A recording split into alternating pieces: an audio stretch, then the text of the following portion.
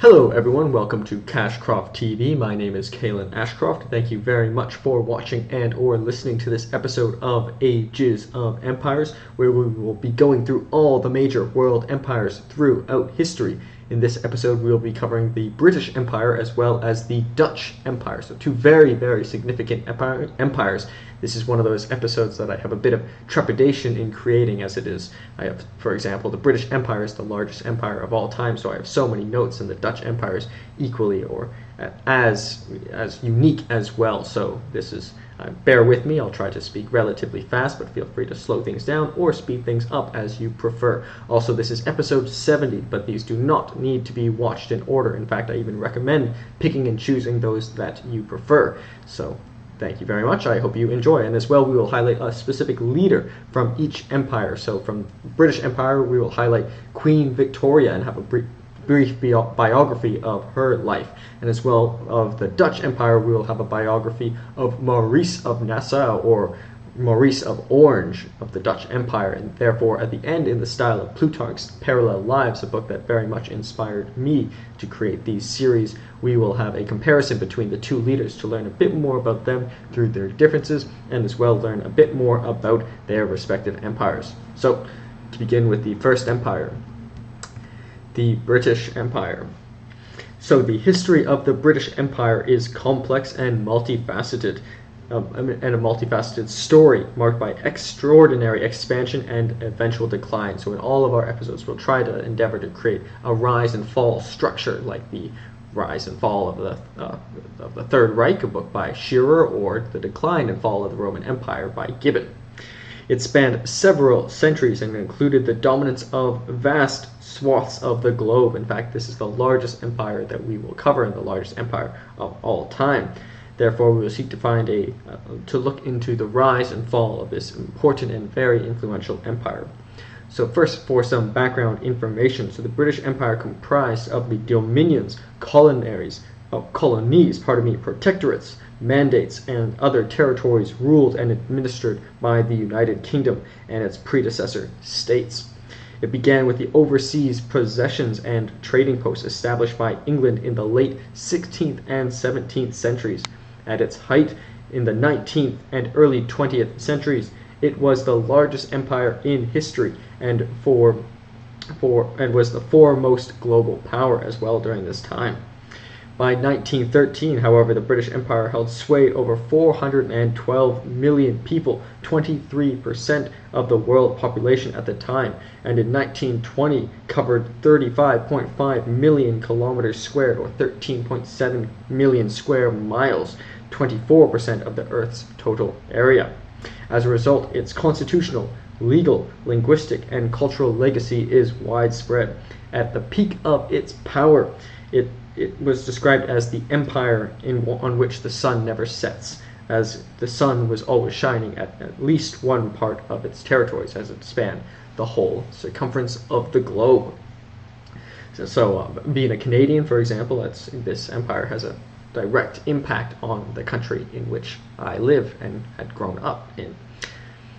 So, as for the rise of the British Empire, starting with its early foundations and exploration, starting in the late 15th century to the early 17th centuries. So the seeds of the British Empire were planted during the age of exploration in the 15th and early 16th centuries. England, and later Britain, began to look outward beyond its shores, seeking new trade routes and territories. As for Henry VII and the Tudor era, after the War of Roses and the English monarchy under Henry VII began exploring opportunities for overseas expansion. The establishment of England's maritime capabilities was crucial, and the famous voyages of John Cabot, starting in 1497. So that's when we can start mark the start date of the British Empire, when John Cabot was set out to explore the New World. So that's when we mark our start date of the British Empire, 1946 or 1947, with John Cabot's exploration. As for Elizabeth I and the Golden Age, there's in fact a movie called Elizabeth the Golden Age. It's quite good, in fact.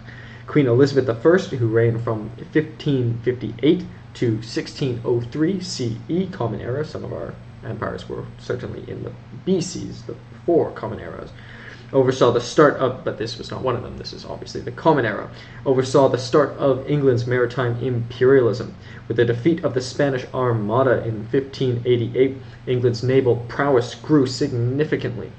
Not only to mention that they also succeeded even at the time, so they were already quite formidable. This era saw the establishment of English colonies in the Americas, notably Virginia in 1607, the expansion of trade networks, and the rise of the English privateers such as Sir Francis Drake, who challenged the Spanish and Portuguese dominance overseas. This is just a brief side note on this Spanish Armada. Imagine how different the world would have been if the Spanish had won. Perhaps they would have came to be the largest empire in the world. But the English won this battle. As for the expansion of trade and colonies from the 17th century to the early 18th century, in the 17th century the British expanded their empire significantly, driven by commercial and colonial interests, facilitated by joint stock companies. So quite different perhaps from some of our other empires, where it was largely also driven by the private sector, such as companies such as the East India Company in 1600. The founding of the East India Company in 1600 was a key moment for the empire's rise. It provided Britain with a foothold in India and Southeast Asia, which would later evolve into a vast colonial presence. The company began trading goods such as spice, tea, and cotton, and eventually exercised military and political power, establishing British dominance in India, one of the key regions in which it ruled, not only being India having a very large region, but also a very large population under British rule. As for colonial expansion in North America and the Caribbean, the British established a more permanent colony in North America, including the establishment of Plymouth in 1620 and Massachusetts Bay in 1630. The Caribbean also became a crucial part of the British Empire, with colonies like Barbados and Jamaica flourishing due to the sugar trade, although heavily relying on slave labor. As for the Anglo-Dutch Wars, which is significant because we have paired the British Empire with the Dutch Empire in this episode.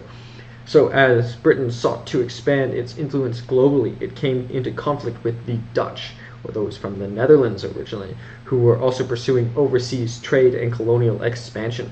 The Anglo-Dutch Wars in the 17th century eventually led to British dominance over Dutch colonial possessions, particularly in the East Indies and the Caribbean. So another perhaps turning point. If the Dutch had succeeded in these wars, perhaps they would have came to become the largest empire in history. So many of these events were really quite significant, and we can imagine what the world might look like if they had gone the other way, those being the Spanish Armada and as well the Anglo-Dutch Wars. As for the height of the empire in the 18th century to early 19th century, so the 18th century marked the peak of the British Empire's expansion, as Britain became the world's leading colonial power.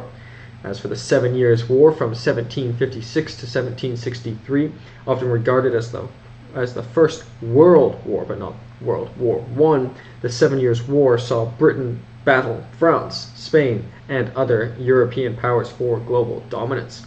The war resulted in Britain gaining control over vast territories, including Canada from France. So the 7 Years' War was fought against the French to gain control over Canada, and to this day Canada is predominantly English-speaking. However, there is this French-speaking minority or a majority in Quebec, and Florida as well from Spain. So they also gained this very large territory from Spain, as we will see on the map as well. This conflict solidified Britain's place as the dominant colonial power in North America and India, hence being predominantly English-speaking, at least in the United States and Canada, however Spanish-speaking in Mexico. And as well, this significant successes in terms of India as well during the 7 Years' War period. As for the British Raj in 1858, following the suppression of the Indian Rebellion in 1857, also known as the Sepoy Mutiny, Britain formally took control of India, ending the East India Company's rule. India became the jewel of the crown, and British Empire providing the British Empire with immense wealth, resources, and strategic advantages. So sort of nationalizing this British East India Company by ending the East India Company's rule. So perhaps starting through commercial or private interests, moving into national interests. As for the significant Napoleonic Wars, which we covered in the French Empire episode, in 1803 to 1815, the defeat of Napoleon Bonaparte in the Battle of Waterloo in 1815 solidified Britain's dominance in Europe and allowed it to focus on its global empire. The Royal Navy's control of the seas during this period ensured that British trade routes remained open and that Britain could expand its influence around the world. So ultimately, they were after the fall of Napoleon, they were sort of the one who most benefited from this fall, as they were sort of free to reign as the world's leading power. As for the Victorian era, which we will discuss in more detail in the life of Queen Victoria in the 19th century. So under Queen Victoria, who reigned from 1837 to 1901, the British Empire reached its zenith, so we've reached its peak, for becoming the world's largest empire in history, controlling vast territories across Africa, Asia, and the Americas and the Pacific.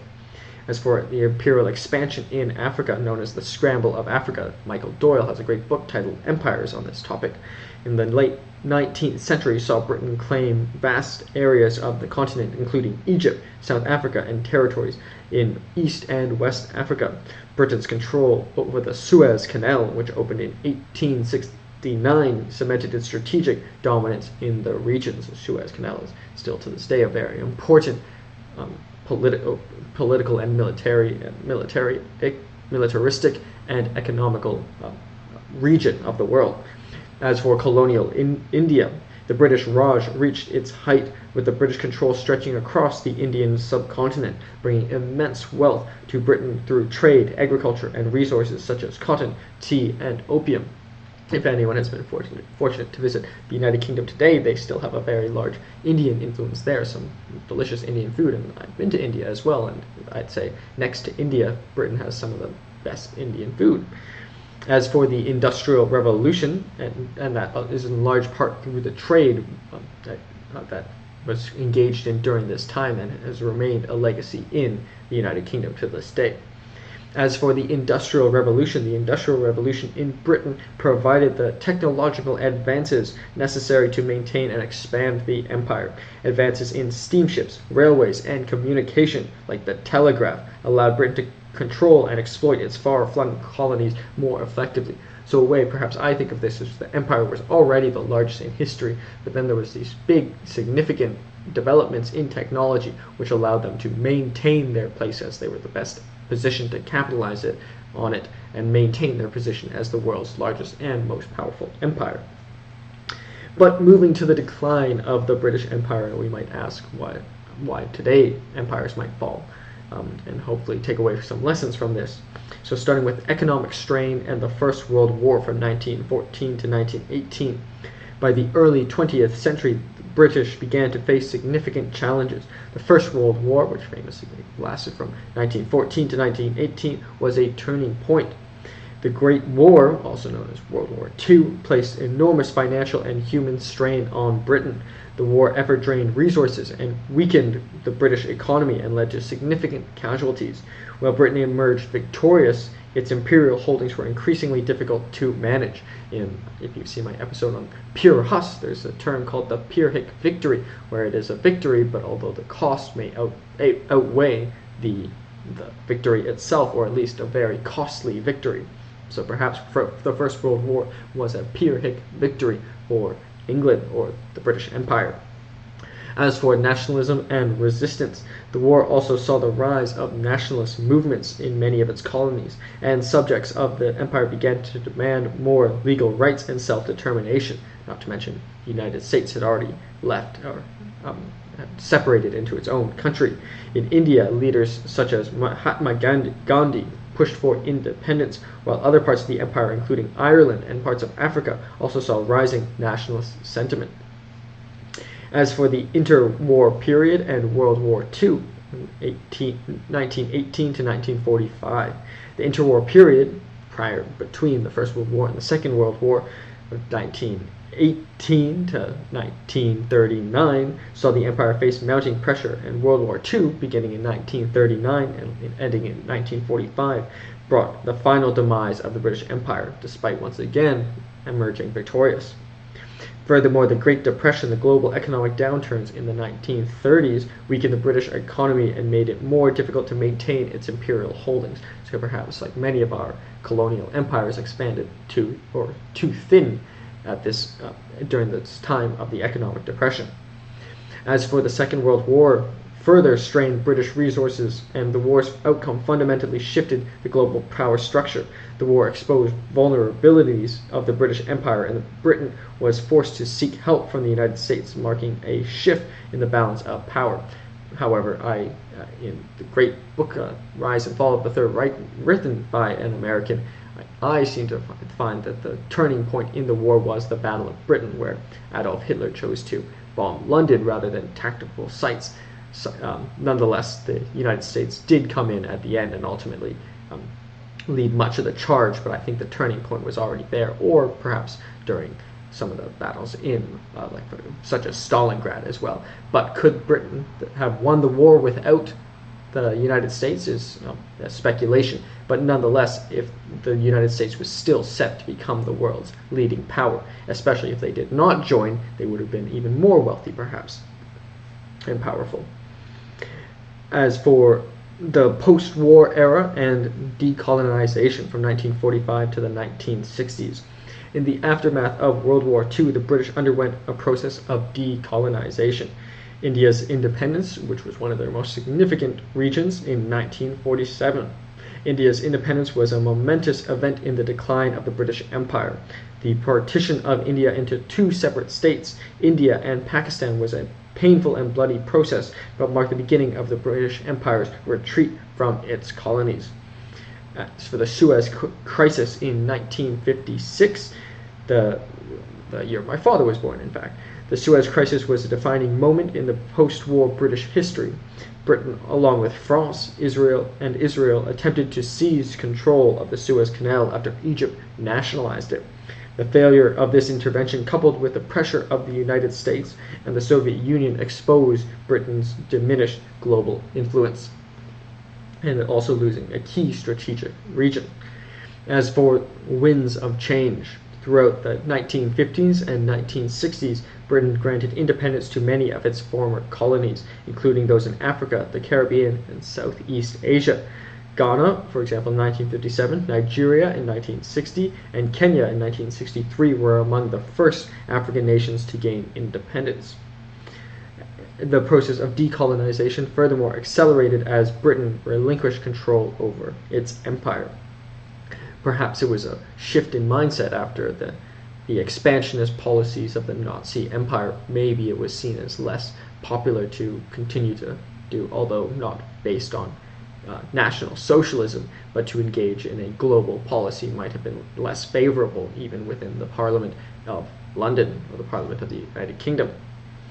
As for the final years of the empire from the 1960s to 1997, which will mark our end date of this empire, although the United Kingdom still exists to this day. By the 1960s, the British Empire had largely dissolved, though its remnants continue to play a role in global affairs, and there is still a link between these former British Empire states, such as Canada is still loyal to the monarch through our constitutional monarchy, currently King Charles. As for Hong Kong and the Falklands, so the last major British colony in Asia, Hong Kong was handed back to China in 1997. Meanwhile, the Falkland Islands remained under British control, leading to the Falkland Wars with Argentina in 1982. But this war was a rare military engagement. So after Hong Kong was returned to China in 1997, that marks the end date of our British Empire. Now, therefore, to the Commonwealth. While the British Empire was formally dismantled, the Commonwealth of Nations emerged as an organization through which Britain maintained control and political ties with its former colonies. So this important Commonwealth, the British Commonwealth, which Canada is a part of, as well Australia, and many other major countries as well. Many of these countries chose to remain in the Commonwealth, but they were no longer governed by Britain. So there's Commonwealth realms and Commonwealth nations, an important distinction. Therefore, the end of the empire. So the decline of the British Empire was perhaps inevitable, given the changing global dynamics, the rise of nationalism, economic pressures, and the impact of the two world wars. What began as an empire of exploration, trade, and conquest evolved into a voluntary and sometimes difficult process of decolonization. By the late 20th century, Britain had relinquished control over most of its former territories, marking the end of an era of global history.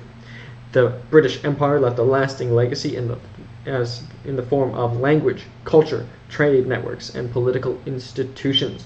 While its empire is gone, the cultural and economic impact of the British colonialism still reverberates around the world today through many, many facets, and the United Kingdom is still a powerful nation in its own right, albeit not the most powerful as the British Empire was once. So that is a brief history of the British Empire. There are thousands and thousands of books that one could read to learn more about this very important empire, and there are books for different time periods, for your different individuals. So I hope, however, we covered some of at least the baseline structure of the rise and fall of the British Empire. So as to highlight a specific leader to hopefully maybe learn a bit more about what the empire was like at its zenith. So perhaps one of the most significant rulers of the British Empire is widely considered to be Queen Victoria, who reigned from 1837 to 1901. Her reign, known as the Victorian Era, is synonymous with the peak of British imperial power. Queen Victoria's life and leadership were pivotal in shaping the modern British Empire and the wider world. Therefore, we'll seek to create a biography of the life of Queen Victoria, focusing on her life and influence as a ruler of the British Empire, perhaps hopefully in the style of Plutarch's Parallel Lives. So Victoria, also known as Alexandrina Victoria, was born on the 24th of May, I believe that makes her a Taurus, of 1819, and died on the 22nd of January 1901. And she was Queen of the United Kingdom of Great Britain and Ireland from the 20th of June 1837 until her death in 1901. Her reign of 63 years and 216 days, which was longer than those of any of her predecessors, constituted the Victorian Era.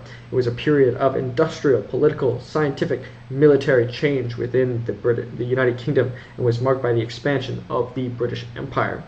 In 1876, the British Parliament voted to grant her the additional title of Empress of India, marking sort of the empire-like character of the British Empire and the power that she held. As for her early life and ascension to the throne, so starting with her birth and childhood, Victoria was born on May 24, 1819 at Kensington Palace in London, the daughter of Prince Edward, Duke of Kent, the fourth son of King George III, and Princess Victoria of Saxe-Coburg-Saalfeld. She was baptized Victoria Adelaide Marie Louisa and was a descendant of several European royal families, which played a significant role in her later diplomatic endeavors. So, as we've seen with many previous leaders that we've covered, many of the royals tend to marry other royals, and her lineage was certainly characterized by a constellation of royal families. Her early life was marked by relative isolation and strict upbringing, as she was likely to become the monarch.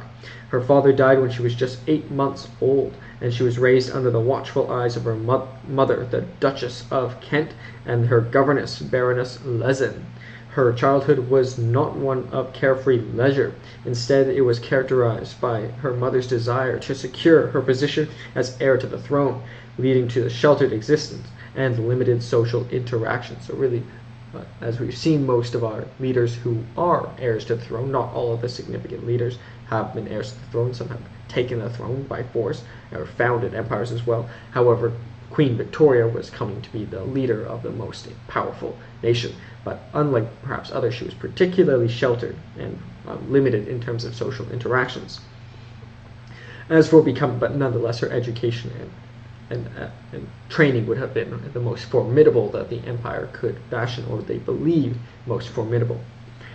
As for becoming queen, In 1837, at age of 18, Victoria became queen upon the death of her uncle, King William IV, who had no surviving legitimate heirs, as she was the closest legitimate heir at the time. She ascended to the throne, beginning an extraordinary reign. Very fascinating book I'm reading now. I'm on volume 2 of Commentaries of the Laws of England. It's fascinating to see the laws of how the crown passes from individual to individual. It's largely treated like a state, and for a long time it was only through males, but now it's through males and females.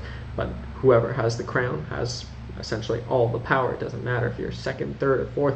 All that really matters at the end of the day is who has the crown, and they get to exert all the powers. And therefore, her sudden ascension came at a time when the British monarchy was recovering from a turbulent period of political unrest, and Victoria's youth and inexperience made her initially uncertain figurehead. However, her intelligence, strong will, and sense of duty quickly solidified her position, and she would go on to define the monarchy for the remainder of the 19th century. As for her marriage and family life, with her marriage to Prince Albert, in 1840, Victoria married her cousin, Prince Albert of Saxe-Coburg and Gotha. Remember from her mother's name of Saxe-Coburg as well. That's Saxe-Coburg and Gotha in the case of Prince Albert. A union that would prove both a personal and political success.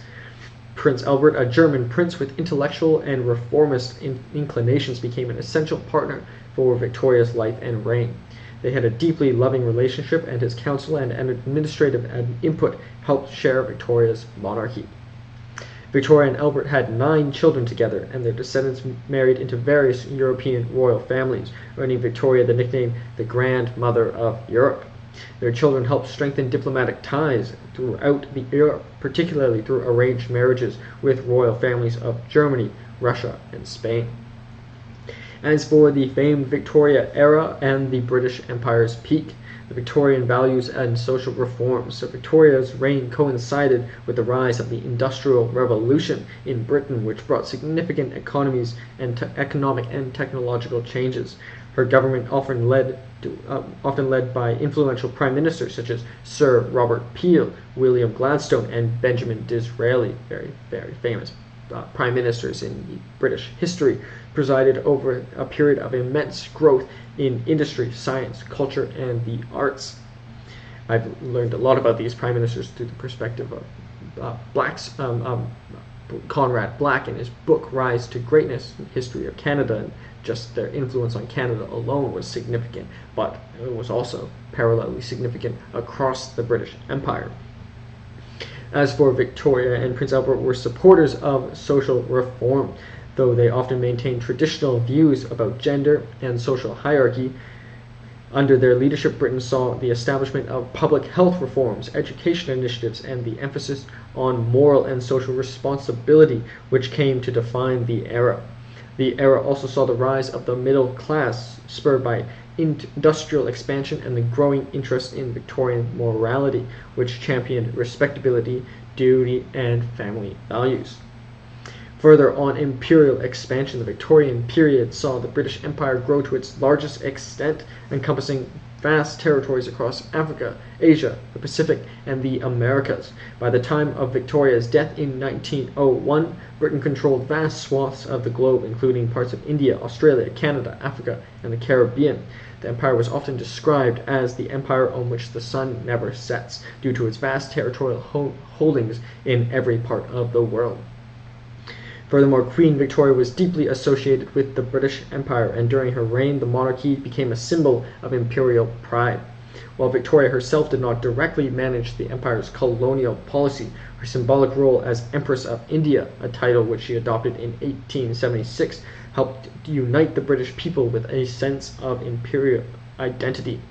Furthermore, the British Empire also profited enormously from the global trade of goods such as cotton, tea, and opium, as well as resources extracted from its colonies. The Indian Rebellion, however, in 1857 was a major event during her reign. Although she was initially distant from the crisis, the rebellion led to the dissolution of the East India Company and direct control of India by the British government, marking the beginning of the British Raj, sort of essentially nationalizing the British East India Company, in which Victoria ruled as Empress. As for challenges and later years, the death of Prince Albert and personal grief. Prince Albert's untimely death in 1861 had a profound effect on Queen Victoria. She fell into deep mourning, wearing black for the rest of her life and withdrawing from public affairs for a time. His death was a pivotal moment in her life, leading to the more isolated personal existence in the latter part of her reign. Despite her period of grief, Victoria continued to reign with resilience and strength.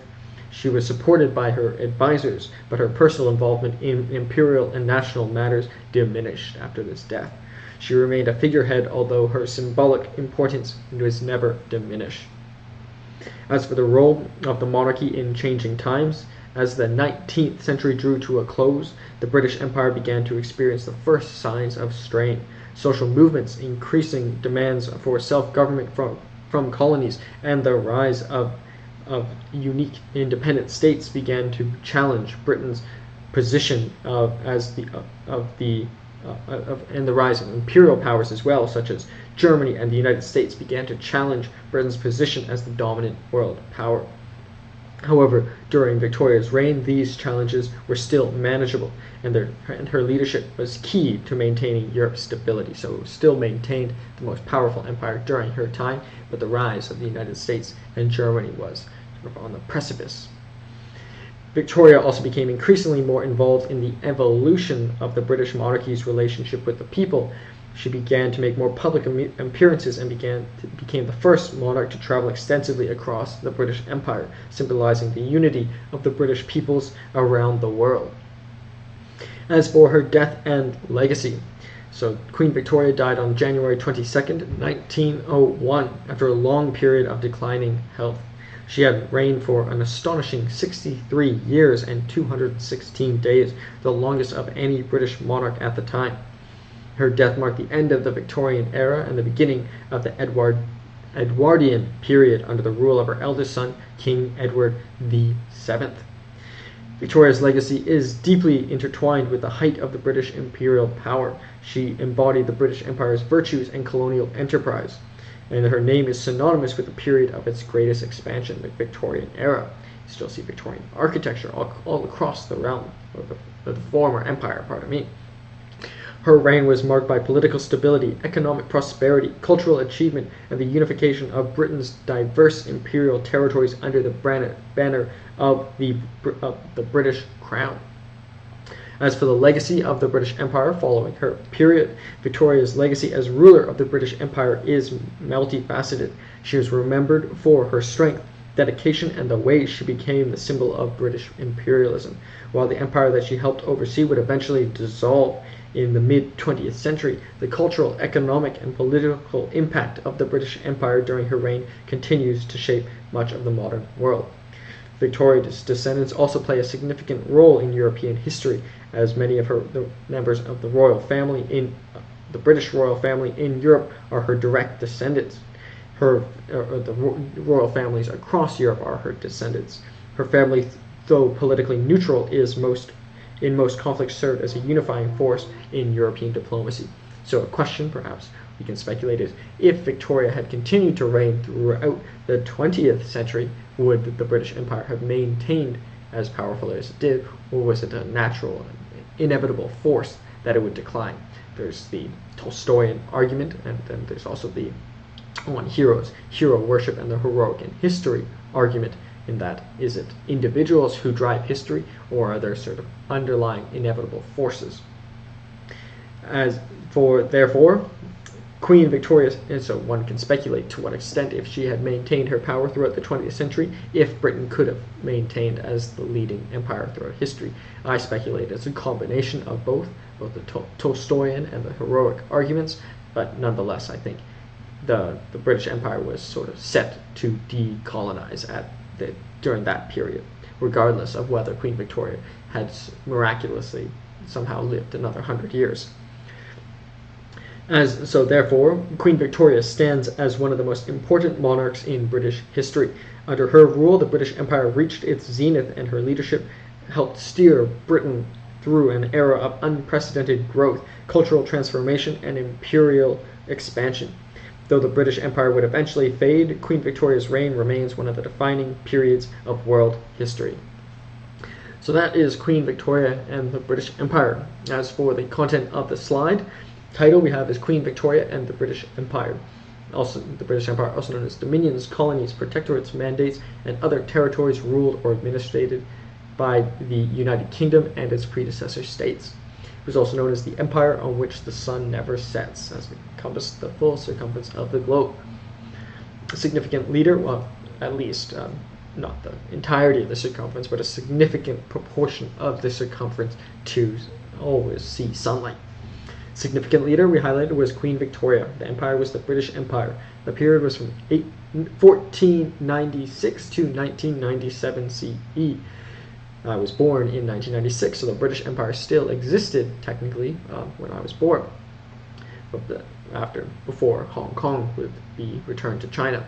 Modern locations, so there are too many countries to list on this slide without taking up a whole slide in itself, so we've summarized it in the number of countries within each. So in Europe there was only one country, and that's actually excluding the United Kingdom. In fact, I'm referring to Ireland here.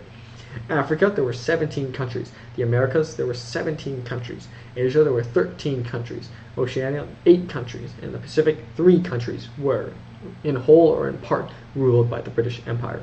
Million square kilometers would be a significant and the most significant 35.5 million square kilometers. Million square miles would be 13.71 million square miles.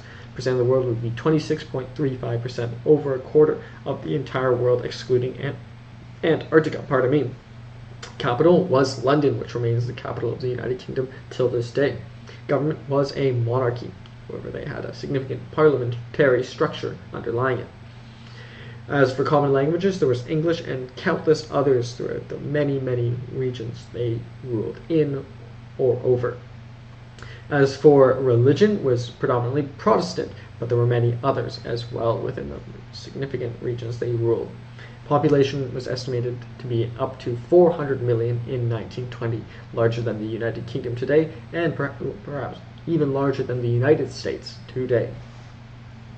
So, as for the images in the top left, we have a portrait by Alexander Bassano, taken in 1882, when Queen Victoria was 62 years old.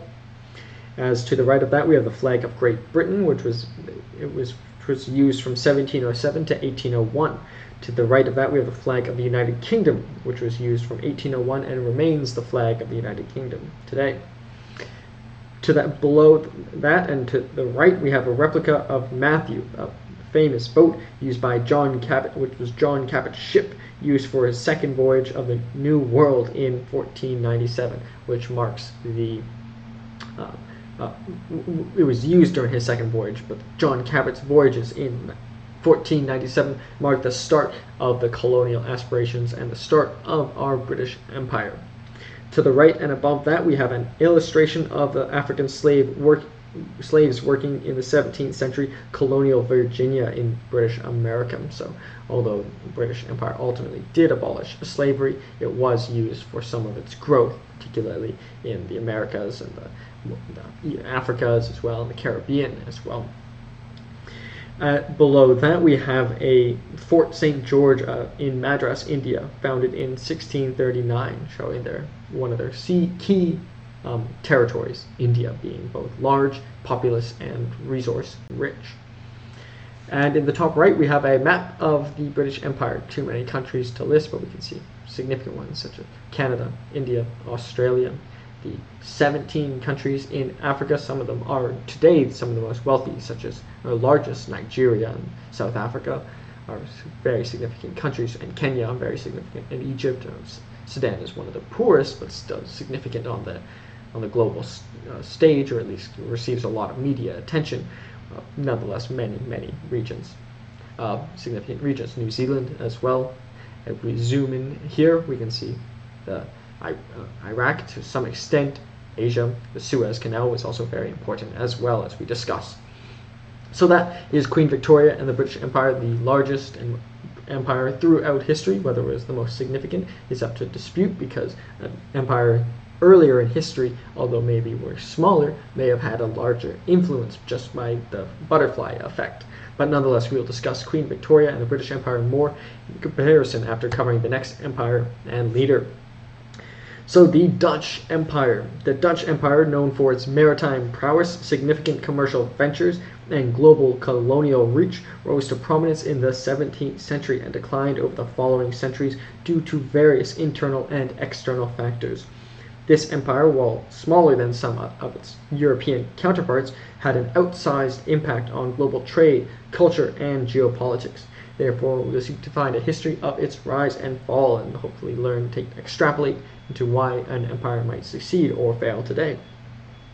So for some background information first, so the Dutch Colonial Empire, also known as Netherlands Kolonial Rijk, there's a famous Rijksmuseum, which means empire, comprised of the overseas territories and trading posts controlled and administered by the Dutch chartered companies, mainly the Dutch East India Company and the Dutch West India Company, and subsequently the Dutch Republic from 1581 to 1795, and the modern Kingdom of the Netherlands after 1815. My apologies, I hope you can't hear that. It sounds like someone's fire alarm is going on, but hopefully the microphone's not picking that up. As for the early beginnings and the rise of the Dutch power, the Dutch revolt and independence.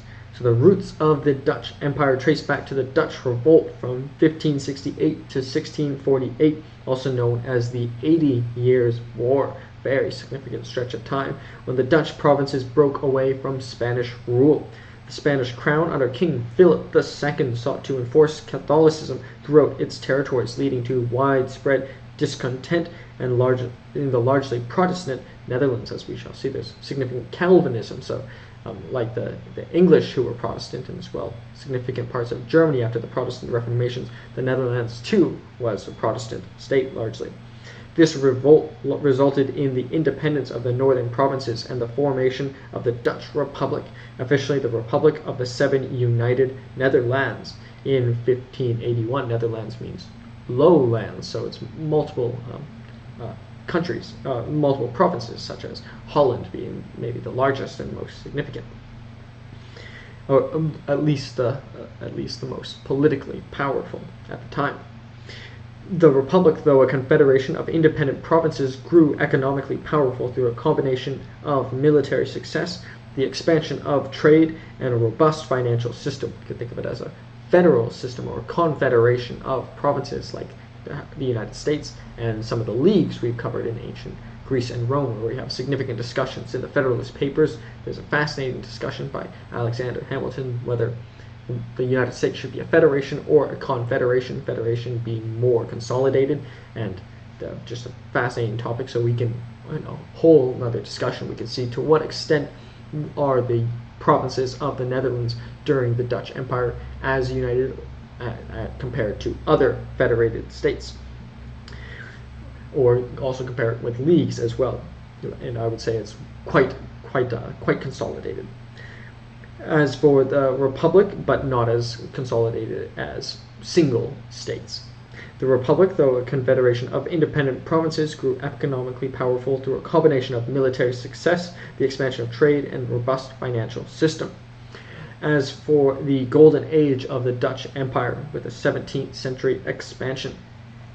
The 17th century, also called the Dutch Golden Age, was the height of the Dutch imperial power and influence.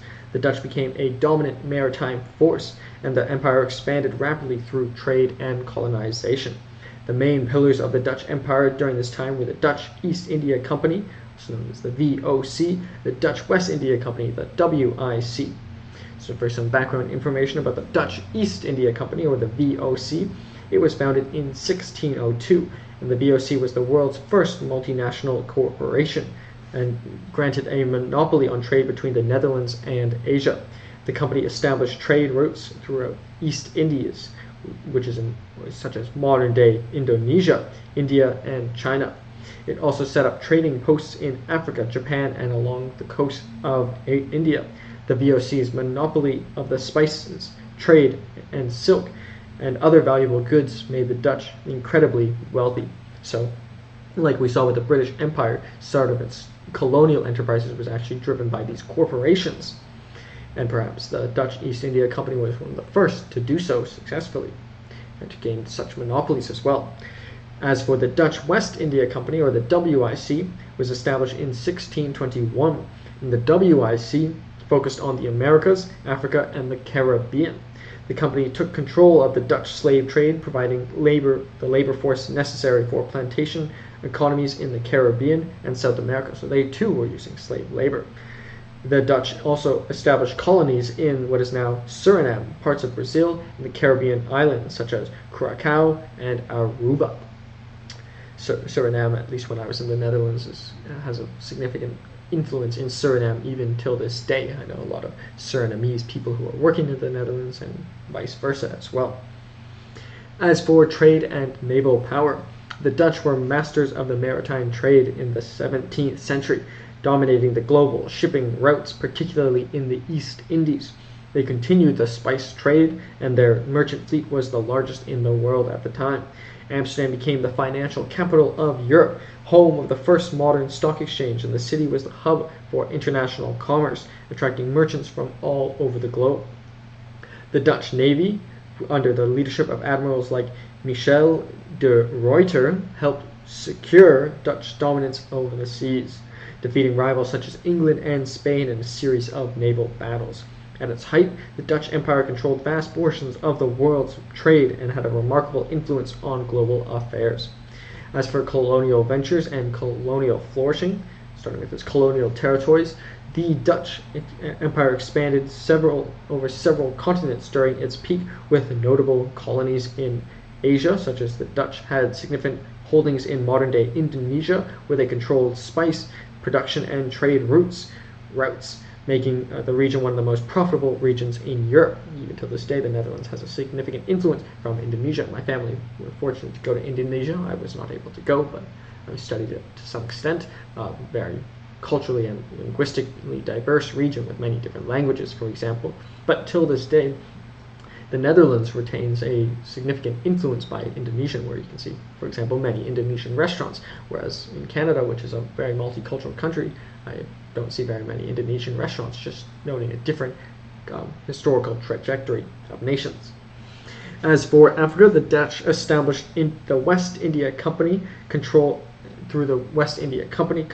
parts of the Caribbean, including Curaçao and Aruba, as well as the colony of New Netherland, which is now part of New York, also called New Netherland, or also it was called New Amsterdam for a period as well, I believe.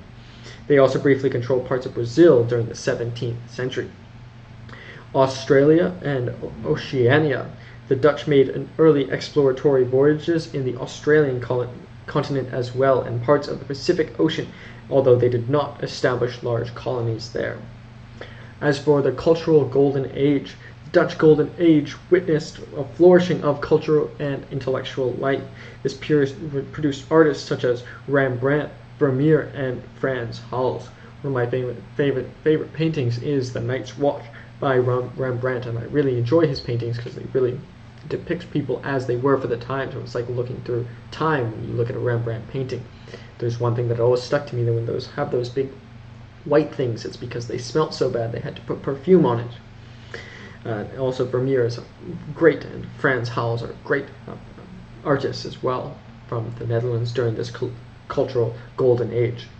The Dutch also led advancements in science and philosophy with figures like Christian Huygens and Baruch Spinoza. We have an episode on Spinoza as well in one of the previous series as well, contributing to fields such as physics, astronomy, and philosophy.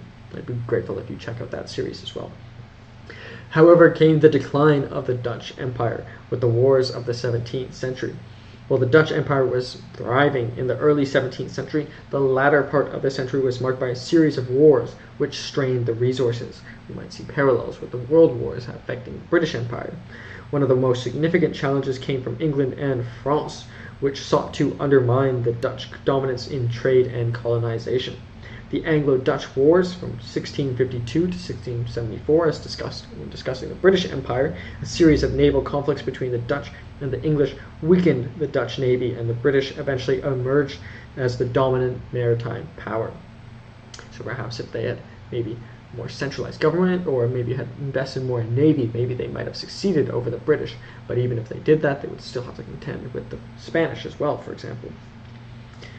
As for the Franco-Dutch War in 1672 to 1678, further strained Dutch resources. While the Dutch were able to defend their territory and maintain their independence, these prolonged conflicts drained the finances of the Dutch Republic and led to a rise of rivals in European trade and colonial expansion, therefore leading to the decline of the Dutch East India Company, the VOC, and the Dutch West India Company, WIC. By the late 17th century and early 18th century, the VOC and WIC faced increasing financial difficulties. The VOC became overextended and was burdened by corruption and mismanagement. By 1799, the Dutch government took control of the VOC, effectively ending its role as a major force in the empire. Similarly, the WIC struggled with declining profits from the Atlantic slave trade and the Caribbean colonies, eventually losing too much of its influence. So these key private enterprises, which had marked the growth of the Dutch Empire, were started to be mismanaged for various reasons. Unlike the British Empire, which eventually nationalized their East India Company, these companies never got to the nationalized stage either. As for competition with other European powers, the rise of Britain and France as dominant imperial powers in the 18th and 19th centuries further undermined Dutch influence. Britain in particular established a vast colonial empire and displaced the Dutch as the leading naval and commercial power. Furthermore, the Napoleonic Wars from 1799 to 1815 dealt a final blow to the Dutch colonial ambitions, as the Netherlands was occupied by France and many of its colonies were seized by the British. As for the fall of the Dutch Empire, in the 19th century, the Dutch Empire began to fragment. Following the Napoleonic Wars, the Netherlands lost many of its overseas territories to Britain, including Ceylon, also known as Sri Lanka today, the Cape Colony, and the Dutch East Indies. The Dutch East Indies had remained under Dutch control, became increasingly important in the 19th century. However, the empire's influence continued to wane in the face of growing nationalist movements in its colonies and the emergence of global powers like the United States and Japan. So these nationalist movements across all our colonial empires seems to be an inevitable force, and in fact maybe all of our empires throughout time, having too many disparate peoples or disparate countries, cultures, is difficult to maintain and avoid the processes of nationalism over a multicultural or multi-state empire, therefore leading to the fall of the Dutch Empire due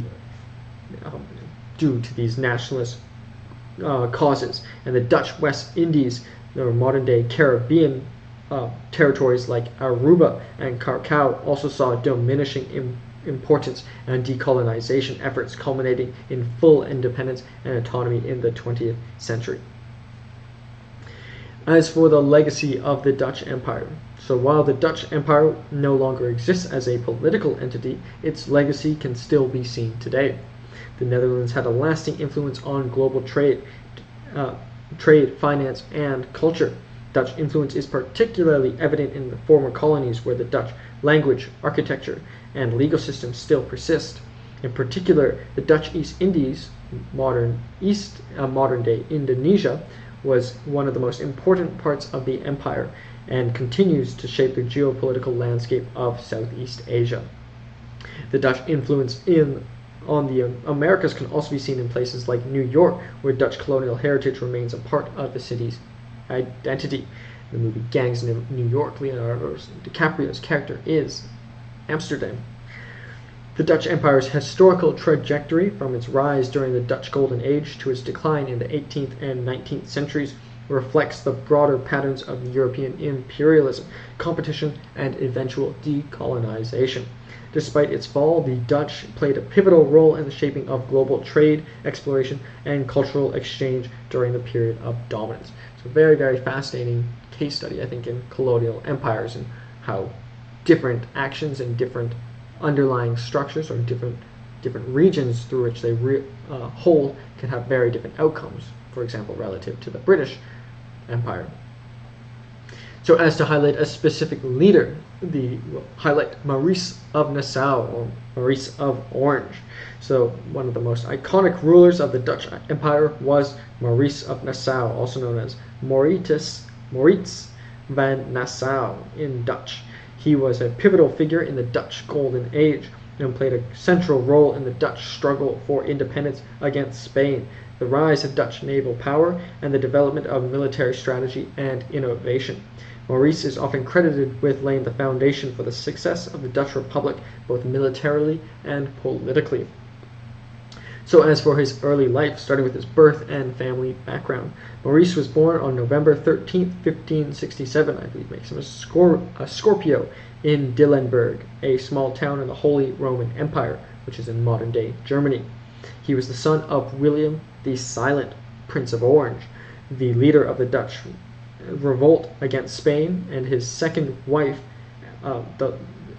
this William the Silent was the leader of the Dutch revolt against Spain, and his second wife, Anna of Saxony. William of Orange was one of the key figures in the Dutch revolt and is regarded as the father of the Dutch nation. Maurice's mother, Anna, was a noble from a German family, a Saxon, further linking the Nassau family to the European aristocracy. So as we saw with Queen Victoria, many of these leaders of nations or royalty have a lot of intermarriage with other royal families. Maurice's early years were marked by upheaval. His father, William the Silent, was assassinated in 1584 when Maurice was just 16 years old. The young Maurice was thrust into a leadership role at a time when the Netherlands was embroiled in the 80 Years' War from 1568 to 1648, a struggle for independence from Spanish rule. The war was a critical period in the formation of the Dutch Republic, and Maurice would grow to become the principal military and political leader during the turbulent era. As for his education and military training, Maurice's education was broad and rigorous, fit to become a leader of state, with a strong emphasis on military strategy and sciences, being growing up during a time of many wars, and as his father was the victor of a significant war as well. He was tutored in the military arts by prominent instructors and learned various aspects of warfare, including siege tactics, fortifications, and the use of new military technology. Maurice had a keen interest in military theory and was exposed to modern developments in artillery and fortification design. He was highly influenced by Niccolò Machiavelli. The Prince was one of the first books I read, or at least one of the first books I recall reading. The famous Italian first political books, so that is. The famous Italian political philosopher and military strategist whose ideas shaped Maurice's view on statecraft and warfare. In fact, however, reading about all these leaders, he's one of the first leaders, not being from Italy, that I see to be significantly influenced by Machiavelli. Not to say that others weren't, but to be so publicly influenced by Niccolò Machiavelli. Furthermore, Maurice's early training was further complemented by his travels across Europe, where he observed the military practices of other European powers. This exposure to the European military landscape would later allow him to introduce reforms that modernized the Dutch army and made it a formidable force. Some of the great leaders we've had have been fortunate to travel to other regions and give them a global, or at least a multinational perspective. As for his military leadership and rise to power, the Dutch revolt and the formation of the Dutch Republic. Following the assassination of his father, Maurice assumed position as stadtholder, or governor, of the Dutch provinces in 1585. The stadtholderate was the highest military and political office in the Dutch Republic, and Maurice's role was vital in maintaining the fight for independence against the Spanish. Maurice's early military career was marked by several challenges. The Dutch were embroiled in constant conflicts with powerful Spanish forces under King Philip II, who sought to reassert Spanish control over rebellious provinces. The Netherlands therefore was split between the provinces of the north, which sought independence, and the southern Netherlands, which remained under Spanish control. Maurice was tasked with uniting the northern provinces and securing independence, so continuing his father's endeavors. As his father is considered the founder of the Dutch Republic, he was the one to continue that legacy. As for sieges and victories, Maurice quickly proved himself a brilliant military leader. His first major success came in 1590 with a successful siege of Breda, a key city in the Spanish-held territories. The victory significantly boosted the morale of Dutch forces and solidified Maurice's reputation as a strategic military genius. One of his most significant contributions was his mastery of the modern siege warfare. He introduced innovative siege techniques and improved the efficiency of military campaigns, making him one of the first generals to successfully employ scientific and engineering methods in warfare. His use of artillery, sapping, which is digging tunnels to undermine fortifications, and precision siegecraft allowed the Dutch to reclaim key territories from the Spanish. So I think that's maybe an overstatement that he was one of the first to employ scientific and engineering methods in warfare, but at least one of the first to employ those specific methods. In 1594, Maurice and his forces decisively won the Battle of Nieuwpoort, a critical victory against the Spanish, which further weakened Spanish power in the Netherlands. By the late 1590s, the Dutch forces were no longer simply on the defensive, but were gaining ground and expanding the territories. As for Dutch naval power and the expansion of the empire, started with naval leadership. While Maurice was primarily known for his military expertise on land, his strategic vision extended to naval warfare.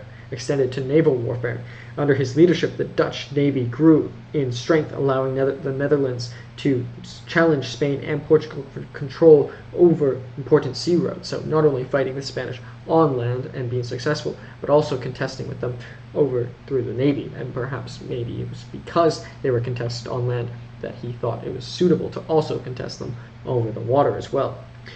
The Dutch East India Company, or the VOC, and the Dutch West India Company, the WIC, were created in the early 17th century, and Maurice's leadership was integral to securing naval dominance in key trade regions such as the East Indies and the Caribbean. Something that was so important, as mentioned, for the British Empire was just having that naval dominance allowed free trade within their empire, allowing for greater economic prosperity. So as he expanded his navy, the WIC and the VOC were able to be more successful through being more safe, particularly. Maurice recognized the importance of maintaining control over strategic naval routes, and under his guidance, the Dutch Republic made significant strides in becoming a maritime superpower. The Netherlands expanded its global trade network, establishing colonies and trading posts in Asia, Africa, and the Americas, which would later become the backbone of the Dutch Empire. As for political and economic reforms, starting with his centralization of power, so almost all the empires in their growth periods have been moved towards centralization. It's almost synonymous with growth of the empires themselves, but not necessarily to centralize the government, but to grow geographically. The nation would be sort of the blueprint for the growth of an empire. As the leader of the Dutch Republic, Maurice worked to centralize power within the state while balancing interests of various provinces. Once again, that's sort of a federated state that the Netherlands was, and still to this day has various provinces. He established a strong and efficient system of governance that helped the Dutch Republic thrive politically and economically. Maurice's leadership also facilitated the expansion of Dutch capitalism, with the Netherlands becoming a major hub for finance and trade in Europe. Amsterdam, in particular, emerged as a key center of global commerce, with its banks and stock exchange fueling the expansion of the Dutch economy. You can still to this day see the influences of Maurice of Nassau in Amsterdam today, particularly as formerly being the financial capital of Europe, and one of the most significant trade ports as well. As for military reforms, Maurice introduced several military reforms that had long-lasting effects. He standardized the Dutch army, making it more professional and effective. A common theme in the improvement of militaries is standardization. Maurice's standing army was one of the most advanced in Europe, employing new tactics such as linear formations for infantry and corps d'armée, or army corps, that allowed for better coordination between different branches of the military. These reforms helped the Dutch maintain an edge over their rivals in Europe, who were formidable at this time as well. As alluded to previously, it might become harder and harder to form an empire as each state becomes more and more powerful, whereas having a huge technological gap earlier in history might have been more possible. Having a huge technological gap may have become more difficult in the future with greater information sharing.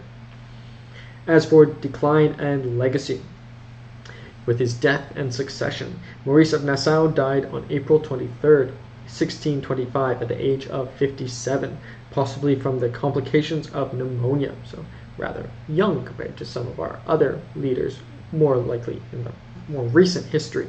For example, Queen Victoria reigned for longer than Maurice of Nassau lived. His death marked the end of an era for the Dutch Republic, but his legacy endured long after his passing. Maurice's death led to a succession crisis, and his younger brother, Adolphus of Nassau, briefly succeeded him as stadtholder.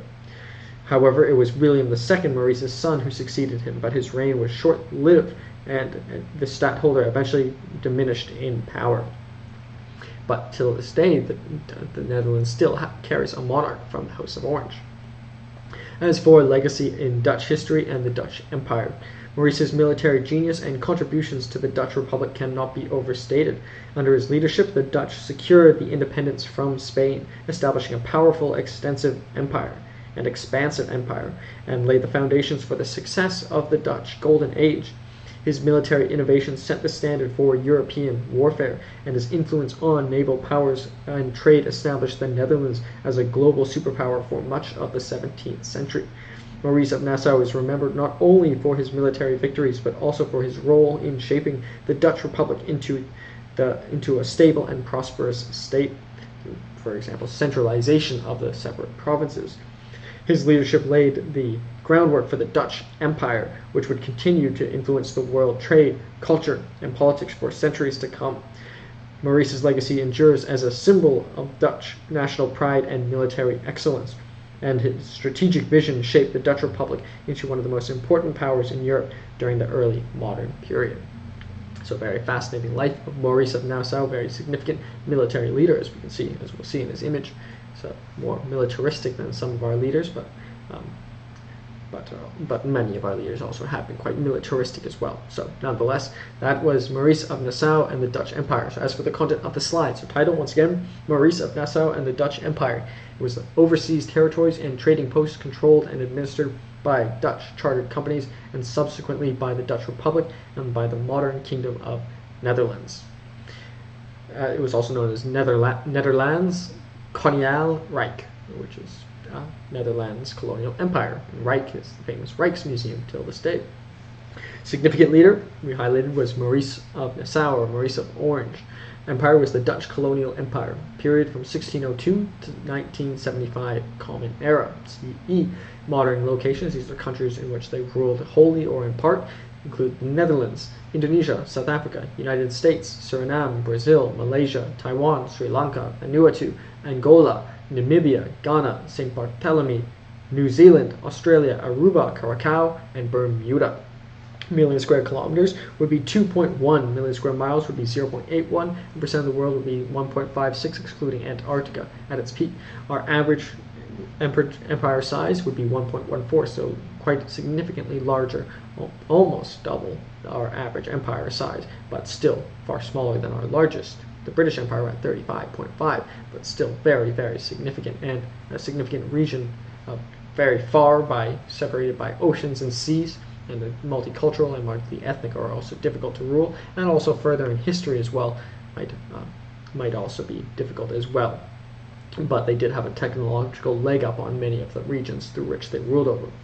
The capital was Amsterdam, which is famously Amsterdam and The Hague are. Some say The Hague is technically the capital, but Amsterdam is sort of where the politics are done. But the monarchy of today is in The Hague. But they often live in Amsterdam. But still, Amsterdam is generally considered the capital, but often The Hague is considered the capital as well. But nonetheless, the capital of the Dutch Empire was Amsterdam. Government was monarchy. also separate provinces, a federated state, and the leader was called the protectorate, at least in the case of Maurice of Nassau. Common languages included Dutch and many others, as too many to count, ruling over such a disparate peoples. Even, for example, Indonesia has many languages. Religion was predominantly Protestant, or Calvinism, which made it the most distinct from, for example, the Spanish whom they fought with, but similar to the British, who were also Protestant, and the Germans were also Protestant, but the rest of Europe is largely Catholic, and in the East, a lot of Eastern Orthodox as well. I saw an interesting passage that the Protestantism and Orthodoxism are more similar because they're both sort of decentralized, whereas at least some Protestantism is based on regions like the London Church, or at least in the United Kingdom, Church of England, for example, but it's decentralized, as with Orthodox. There's Mount Athos, but Catholicism is distinct because it is centralized about Rome, and particularly the Vatican. As well, Catholicism still was somewhat prominent in the Dutch Empire, as well as Jewish and many other religions in their constituent states. Population was likely between 50 to 60 million in the early 20th century, which Canada is 36 million today, so larger than Canada is today. So very, very significant empire. So as for images, in the top left, we have an image of Maurice of Nassau in his military attire, showing sort of, we may differ that from some of our other leaders who have been maybe less militaristic. For example, Queen Victoria was less militaristic, however, she still oversaw many significant battles. She necessarily wouldn't be seen in military attire, all of it, as much as Maurice of Nassau, who is distinctly quite militaristic, coming from his father, who is perhaps the founder of the Dutch Empire, and continuing that legacy. He was sort of born into and about warfare. To the right of that, we have the flag of the Dutch Empire. The red, white, and blue is a very common three-color scheme, even till this day, for many major nations. To the right of that, we have the coat of arms. I always suggest zooming in and looking in sort of all the important details. I think you can really learn a lot about a country or an empire through studying its coat of arms. As for the imagery, sort of, which instills or implies a philosophy and world view of an empire, and also the color schemes as well is important as well. To the right of that, we have an image of New Amsterdam, which is New York, a great city in the United States, as everyone knows, as it appeared in 1664, and under British rule it later became New York, but began under Dutch rule. To the right of that, we have Dejima, which was originally a Portuguese but later a Dutch trading post in Japan in approximately, or circa, 1805. As you can see there, sort of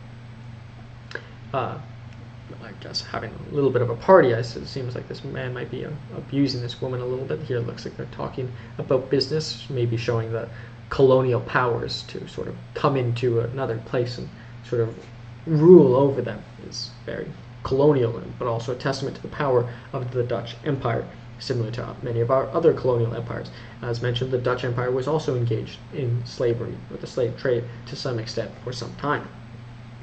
And below that, our last image, we have the Portuguese victory at the Battle of Guararapes that ended the Dutch presence in Brazil. So a tragic moment for the Dutch Empire, losing control of Brazil, which would come to the Portuguese, and now Brazil predominantly speaks Portuguese. Had the Dutch succeeded in this, perhaps they might have spoken Dutch in Portugal. And it's also just an absolutely beautiful painting, in my opinion. A lot of people love the Impressionists. I actually prefer the classical art. Impressionism came after, so some people say it's objectively better than classical art, but I do enjoy classical. As for some specific dates, the first and second expedition to the East Indies were from 1595 to 1600. The company rule of the East Indies started in 1602. The colonization of the Americas was in 1621. The Dutch-Portuguese War, as we have an image of, was from 1698 to 1663. The Anglo-Dutch Treaty of 1814 was, of course, in 1814. The Belgian independence was in 1830. The Axis occupation of the Netherlands and the Dutch East Indies was from 1940 to 1945.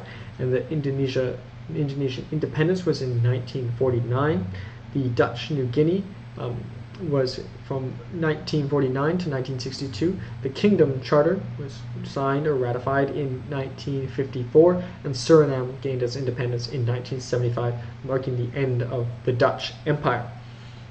And as for the map, we have here, very significant, as we can see, essentially the sun may almost never set on this empire as well, but it was not referred to in that sense, but the way it covered almost the full circumference of the globe, maybe excluding this region here, it was also a very massive empire as well.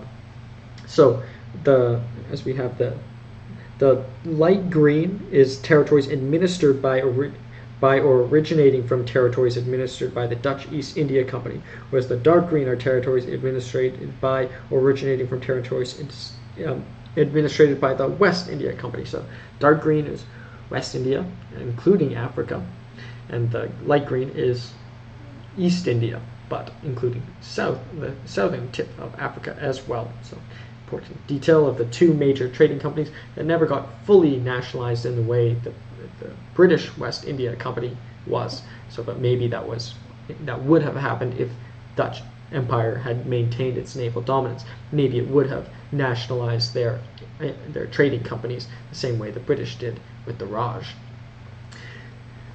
So that is Maurice of Nassau and the Dutch Empire, as for a comparison between these two very, very significant leaders, and hopefully to learn a few more things about their two respective empires.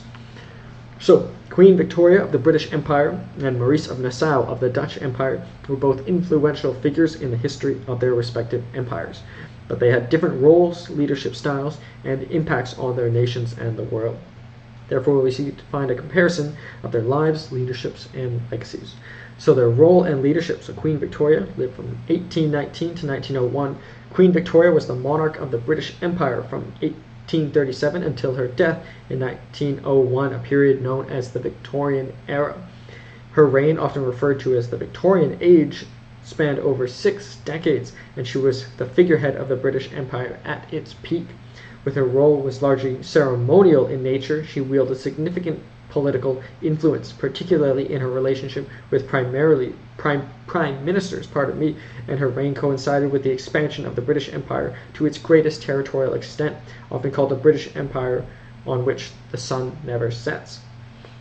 Queen Victoria's leadership was more symbolic than direct. She was a constitutional monarch, and the political power of the British monarchy had waned significantly compared to earlier periods. However, she played an important role in stabilizing the monarchy after the turmoil in previous generations, and served as a symbol of national unity and strength during the British Empire's global dominance.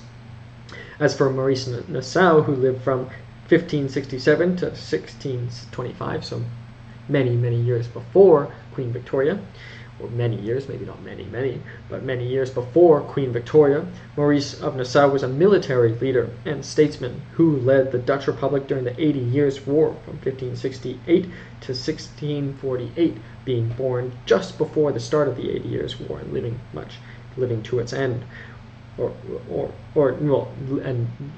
dying before its end, so really living within the 80 Years' War, which was the Dutch struggle for independence from Spain. Unlike Queen Victoria, Maurice was a military technician and strategist who directly shaped the course of Dutch history. As stadtholder, or governor, of the Dutch provinces, Maurice was the chief military and political leader. He revolutionized military tactics, modernized the Dutch army, and played a pivotal role in securing the Dutch independence from Spanish control and expanding the navy.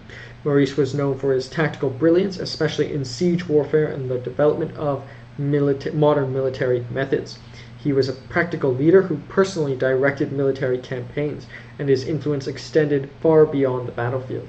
His leadership helped establish the foundation of the Dutch Golden Age, including the establishment of a powerful trading companies such as the Dutch East India Company and the expansion of Dutch naval power. So, while Maurice of Nassau may have been much more hands-on, literally, with his sword than Queen Victoria, however, ruled over a region 10 times the size. So maybe even if she were able to go to battlefields, which she indirectly may or may not have directed, it probably would not have been practical because it was over 10 times the region. So, and further period in history, it maybe would not have been wise to send her out to the battlefield as well. Whereas Maurice of Nassau was stadtholder, and he was sort of in the process of creating the Dutch Empire and the continuation of his father, William of Orange. So maybe it was necessary for him to go to battle and to take those risks as well. And he also saw assassination. His father was assassinated, whereas Queen Victoria actually, however, came to power, or her father died when she was even younger and lived mostly with her mother. So both of them lost their fathers at a young age, Queen Victoria being much younger, though Maurice Nassau still also lost his father at the age of 16. So there's a similarity there as well. As for their leadership styles, Queen Victoria's leadership was largely guided by tradition and her role as a constitutional monarch.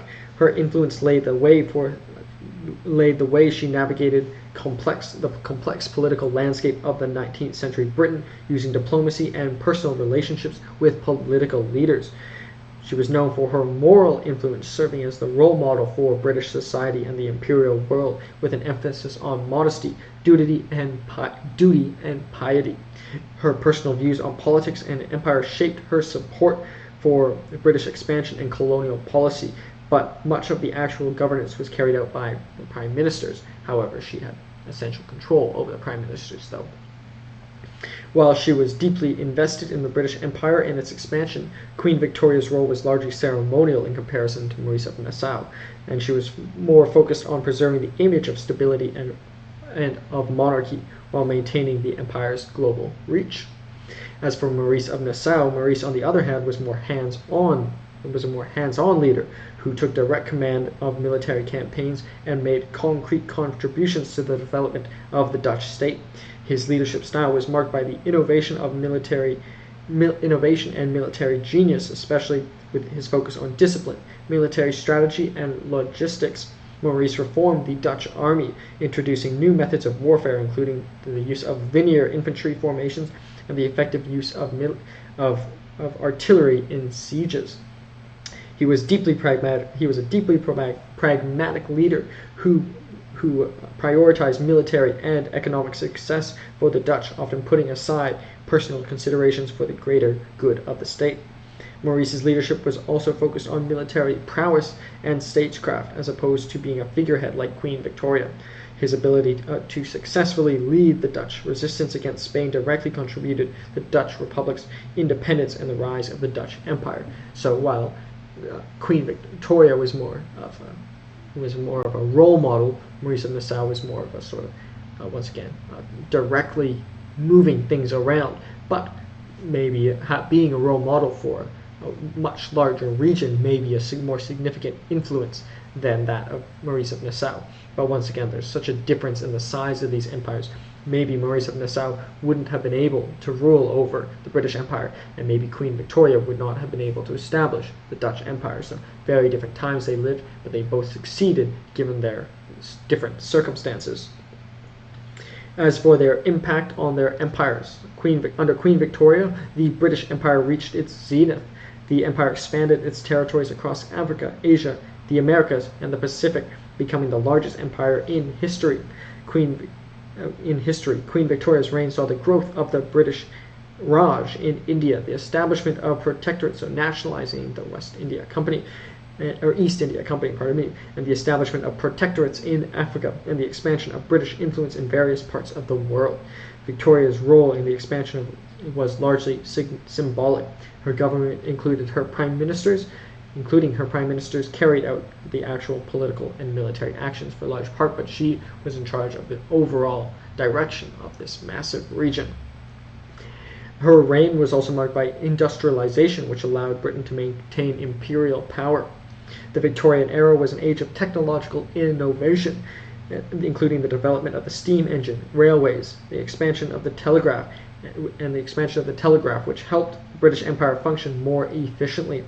However, the imperial period was not without its challenges, as movements for independence began to rise in colonies, particularly towards the end of her reign. However, it maintained the golden age during her time, and it wasn't until the following century where things would start to separate.